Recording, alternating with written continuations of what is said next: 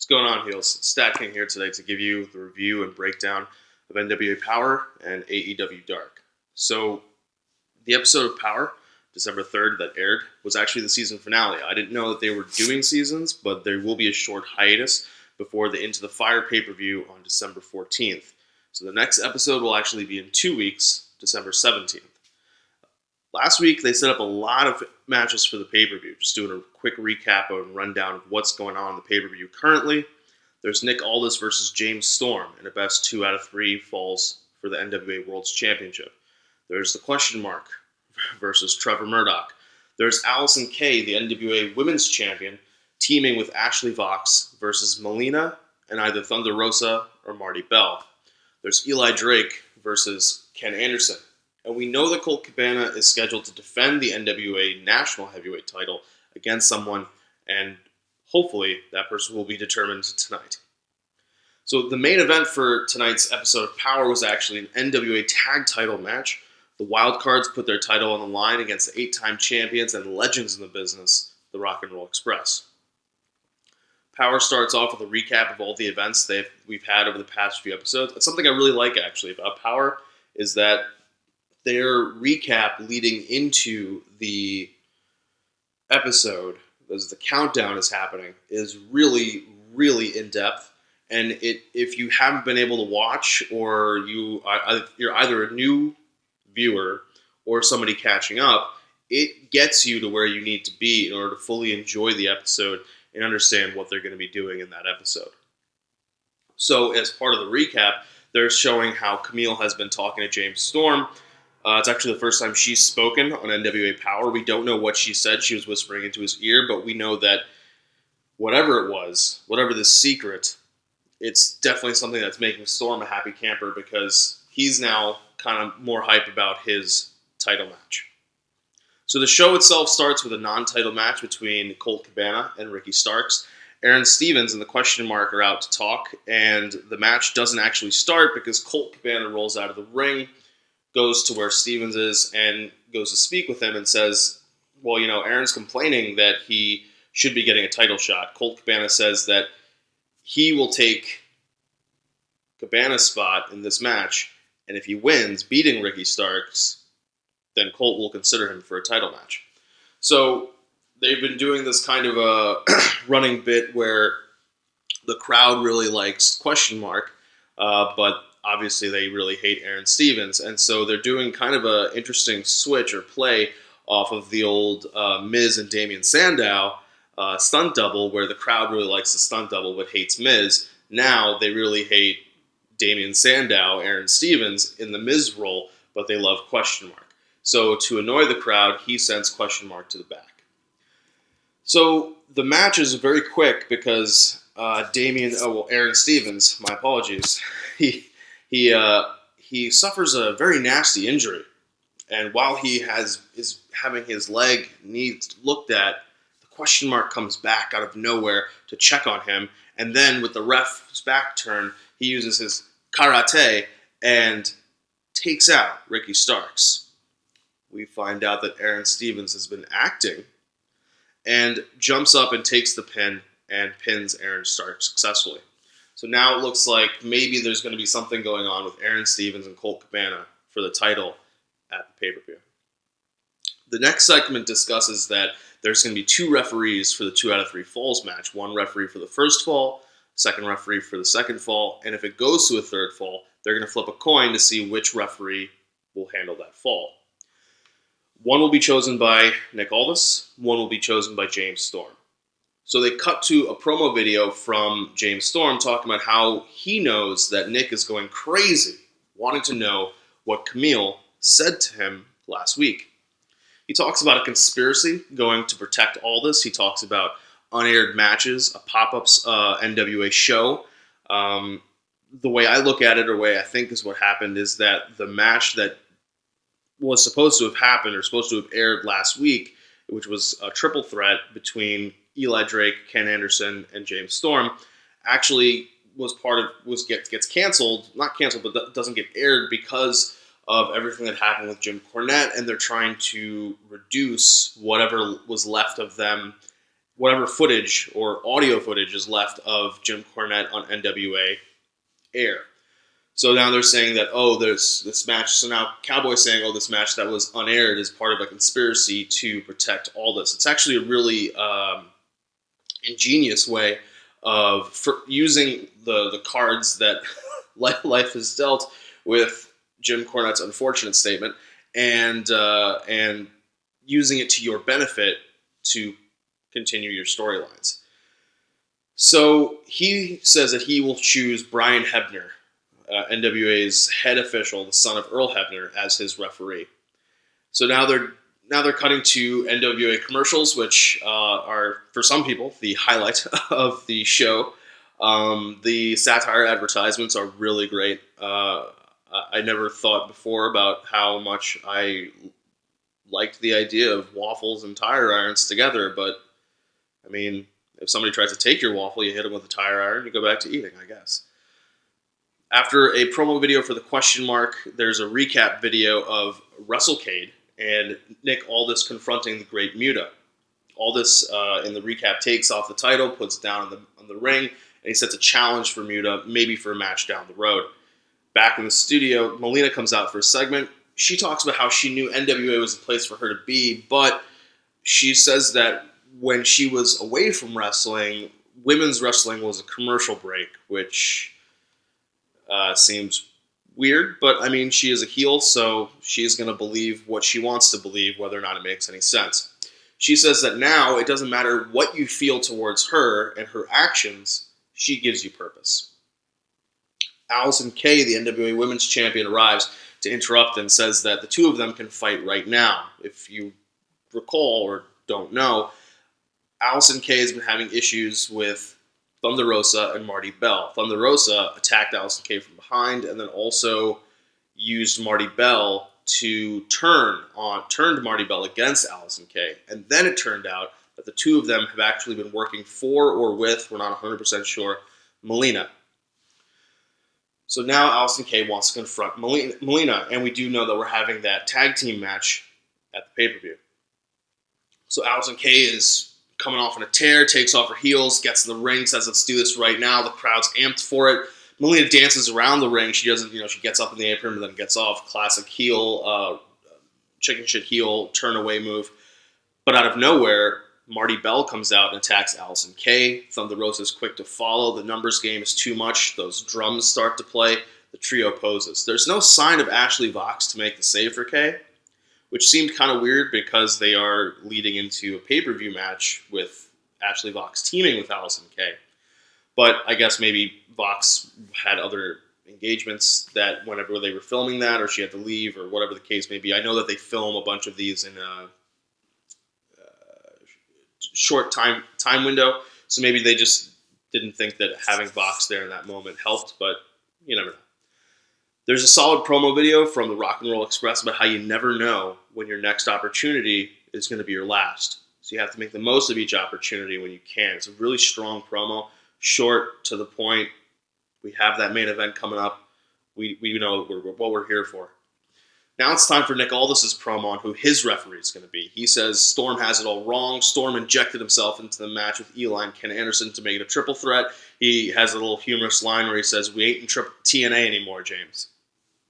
Aldis says that Storm is actually getting the shot because Aldis told NWA management that's who he wanted. He says that he wants to show Storm that he's bitten off more than he can chew. He says he's going to take him to the deep waters, a classic wrestling line.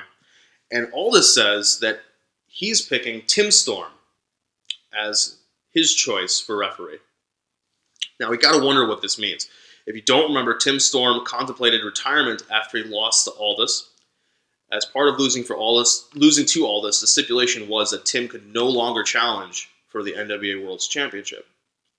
There's been intrigue with Eli Drake being in Tim Storm's ear, whispering whatever it is that he's whispering about how Tim Storm's career isn't over. It seems as though it could be that Eli is really trying to help Tim Storm, but at the same time, Eli has not been going about things the best way. So now we're wondering what's happening with Tim Storm because Nick Aldis pulled Storm to the side and said, hey, don't trust Eli Drake. So it's interesting that he's picking him as his choice for the referee. Now they get to the promo video. The interviewer gets to a good spot where he asks all this, what's going on with Camille. He says if you don't see Camille, her actions are her own. So she's not there with him. It's her choice. But because she hasn't been doing as well as an insurance policy as he would have liked recently, he is not going to have her ringside for the title match at the pay-per-view. So I wonder if they're going to, like, that's got to play into the match. They're setting up a lot of a big confluence of events. You've got Tim Storm as referee. Camille's not going to be ringside. What did Camille whisper to James Storm? It's a very interesting story that they've been telling long form over the past couple weeks. Now it's main event time on Power. It's that World Tag Team title match. It's a really great match between Rock and Roll Express and the Wild Cards. Rock and Roll Express is definitely limited in what they can do, but I will say what they can do, they do it incredibly well. The Wild Cards carry the brunt of the match, being the far younger team as well as being the heels. Rock and Roll Express knows how to work a crowd and how to sell. The crowd is definitely behind Rock and Roll Express becoming champions for the 9th time. It's about a 7-minute match, but they pack a lot into it. You'd be surprised.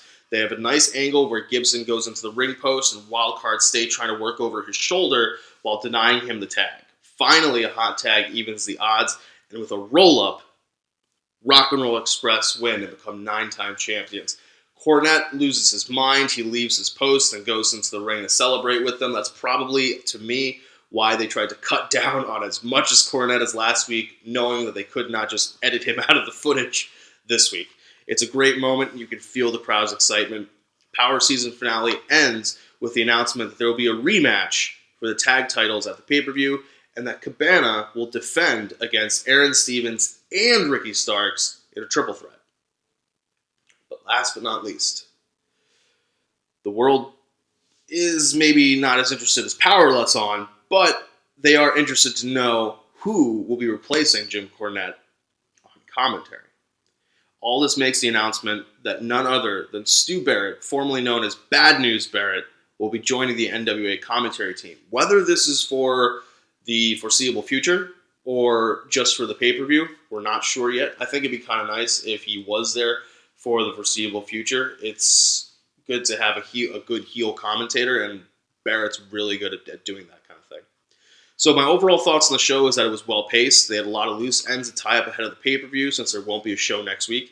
There's only 2 matches, one of which was a very quick affair, and that's not talking about the tag match. It's actually the first match. But all in all, it works. The focus in the promo segments was much more needed to me. There wasn't anything left in the way of matches that needed to happen ahead of the pay-per-view. So focus on the stories, hit the points that need to be hit, and move on. So now I'm going to do the recap of AEW Dark. AEW Dark starts with a recap of last week's Dynamite. Our matches for tonight are Brandon Cutler versus Jimmy Havoc, Shawn Spears versus Sonny Kiss, PNP versus Jurassic Express. They show Nyla Rose attacking Shauna at a meet and greet in Chicago from last week. Shauna was supposed to be on commentary for Dark, but now instead it'll be Rose.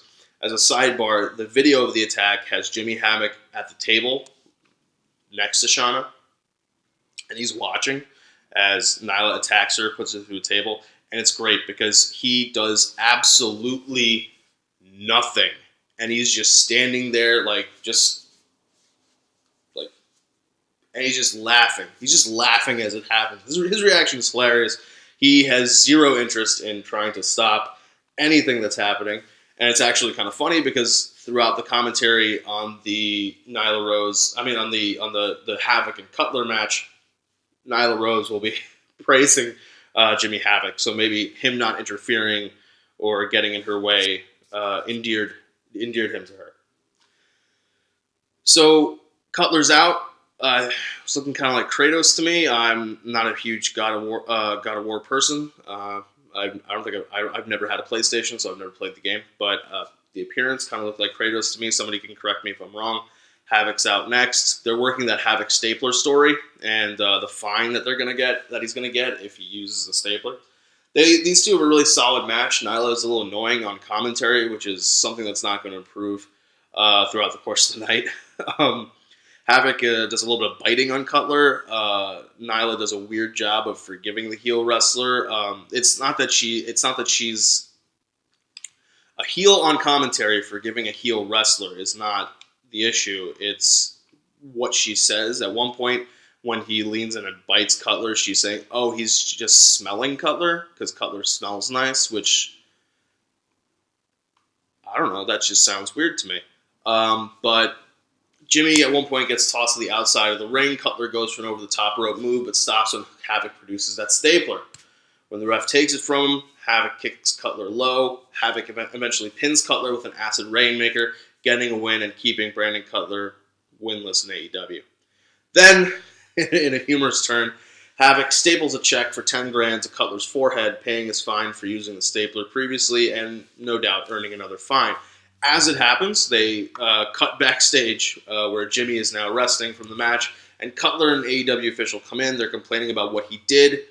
Jimmy says they knew what they got when they signed him. If he wants to get drunk and fight in bars, he's going to get drunk and fight in bars. He's a liability. He takes another check for $10,000, staples it to the wall, and says, "For the next time," before leaving. There's a really good Dark Order promo video.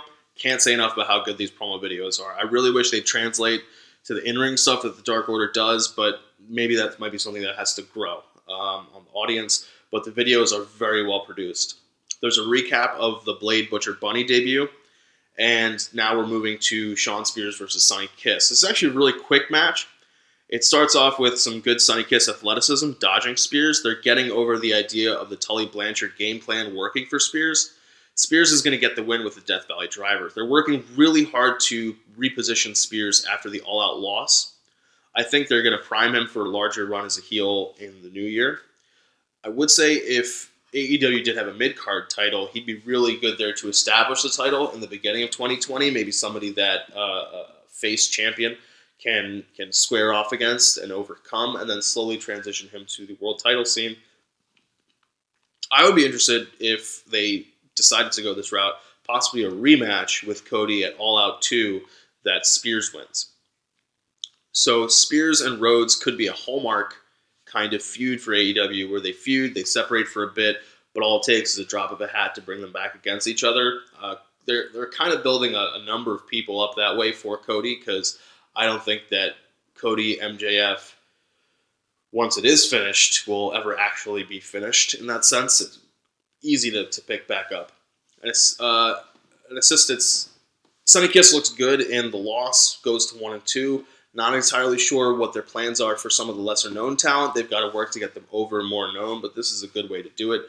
You have Sonny Kiss in a match with Shawn Spears, who, despite what that all-out feud was about, is a good hand.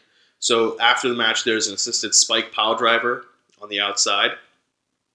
And they run down a promo video of PNP with Sammy versus the Bucks and Dustin Rhodes, which will be happening on the next Dynamite episode, day after. And they're recapping the attack on Dustin from last week. They announced Trent versus Rey Fenix. They recap Daniels' attack on Pentagon and announced Pentagon versus Daniels. There's a Moxley promo video about Chris Jericho, and then an absolutely hilarious promo video. At least I thought it was really funny. For Jurassic Express, Jurassic Planet, spoofing nature documentaries. It's time for the main event. PNP versus Marco Stunt and Jungle Boy. This is a banger of a match. I really enjoyed this one. It's match of the night. The teams know how to work. Great usage of the ring as well as the outside, including a spot where they put Marco Stunt and Jungle Boy on two chairs. They set up chairs, have them sitting there, double team move. Ortiz is on all fours. Santana runs, leaps off, connects. Great spot. But the spot of the match is definitely when they put Marco in they put Marco in a delayed vertical suplex. So kind of imagine if you're not 100% sure of what I'm talking about. Imagine Goldberg when he's doing the jackhammer, how he would just hold people up and hold them for a while. So they've got Marco Stunt like that, and they're just holding him. And what they do is one will be holding him. They tag, Santana will tag Ortiz, and they'll transfer Marco to Ortiz. Then Ortiz will walk around just holding Marco Stunt, go back, tag in Santana. They'll transfer him again. It goes on for about maybe like a minute and a half. It's It's really good. I will say that despite what I said earlier about Nyla Rose not being that great on commentary, she had a really great line when they're doing this particular spot where she was saying that carrying groceries from the bodega every day is great practice, and everything that that PNP does is practice for in ring. It seemed kind of weird though. The crowd did not get that invested in the match, so I'm not that sure when this was filmed, either before or after last week's Dynamite. But the crowd did seem a little bit off. After the match, Sammy Guevara comes out vlogging. They attack Jurassic Express. Crowd's calling for Luchasaurus. He shows up, but it seemed kind of weird. He walked rather slowly to the ring, considering that there's 3 people in the ring beating up on your tag team partners, and you're just, I don't know. I figured it would be more of a run. He's taking his time. He takes Sammy and PNP out, but then Jake Hager comes out. There's a battle of Hager's clotheslines versus Luchasaurus' kicks. The numbers game eventually takes down Luchasaurus. The Young Bucks come out. The faces stand tall to end Dark. And so Dark's a bit harder to gauge than a regular episode of a show to me, as there's not really too much of a story thread that weaves through it. Oftentimes the matches are designed to help get exposure for people, like Sunny Kiss tonight, or to further Dynamite matches for the next day. For some of these people, it's their first really concerted time being on television, so it's good for them. It's really great. They do put in the same level of effort as if it was an episode of Dynamite, and I do appreciate that. They know they have to keep earning TV time, and they need to get over with the crowd in order to do that. So for me, Dark does get the job done. They have 2 to 3 matches. They have good recap segments. They have good studio segments with Tony and Dasha putting over the talent and talking about what's coming up. But one thing I do like is this, despite Nyla not necessarily doing as well of a job this week, is I like how every week on Dark there's a different wrestler on commentary. Because what you're doing is you're getting them in positions where they have to be able to improv on what is essentially live television in a sense. And they have to be able to roll with the punches when it comes to cutting promos and talking about what's going on. That's really good. That's a skill that takes time to develop, and giving them that opportunity and that platform to do that, really smart to me. Also, it helps you get your heels over, because Excalibur's working as a face commentator. The wrestlers themselves are generally heels. They've had MJF, they've had Shawn Spears, now they've had Nyla Rose. They're continuing that trend because for many of the AEW talents, the faces are huge faces. Those are the people everybody knows. Your Cody Rhodes, your Adam Pages, your Bucks, Dustin Rhodes.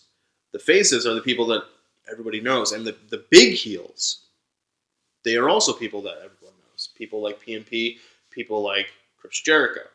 So when you have heels on the lower side, they are able to get over with the crowds that are watching on YouTube, because the crowds, people watching are like, God, I hate this person for saying this. Like, why are they agreeing with what this heel person is doing? Meanwhile, you have the Bucks and Adam Page and so on and so forth getting the larger known faces, getting the lesser known faces over through the in-ring work. They don't need to be on the mic as much, and that's how you see things like a partnership between the Elite and Jurassic Express. So I think it's a good kind of tag team way of addressing the issue, and hopefully it will continue for the near future. So if you guys could hit that like, subscribe, all that good stuff, share it with your friends. This has been the first episode of the recap of AEW Dark and NWA Powerrr. Next week, in lieu of a recap of Powerrr, I'll probably do a predictions bit for the pay-per-view, and see you guys next time.